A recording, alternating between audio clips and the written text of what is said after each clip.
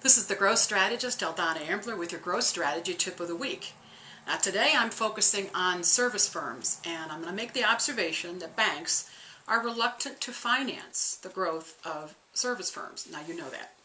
It's non-asset based lending. And partly it's because there isn't the inventory, the plants, the equipment, that type of thing, for them to see a tangible asset that they could use as collateral. And so if what you're asking for is more than the value of your home, you don't get very far. So most of us who are running service firms end up getting very adept at cash management so we can afford to hire those high-priced talent that we want. I've also noticed that business owners who are in service firms tend to want to pay pretty top dollar for the folks that are behind their service. In other words, let's say a PhD scientist who can, really figure out the next genome or work on, the nanotechnology or the next vaccine. Those are worth the money. But a lot of the service firm owners tend to skimp on the marketing. They end up having an intern come in to do the website.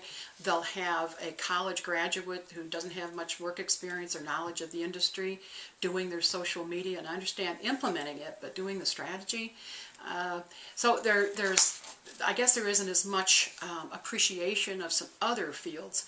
And frankly, a lot of the owners of the service firms are convinced that no one could possibly understand their business the way they do, which may be true, but then they build an overdependence on them as an individual. So we've gone over, this is like I said, 13 investors that have pooled their money and have me review deals for them in the service industry fund, and we just reviewed our portfolio to see which of the firms have been the most successful in the 15-year journey. And there is definitely a pattern, and one is that the people who have invested in real, proven marketing agencies and executives have definitely done better. And one of the reasons for that is not just the marketing itself, but the productizing.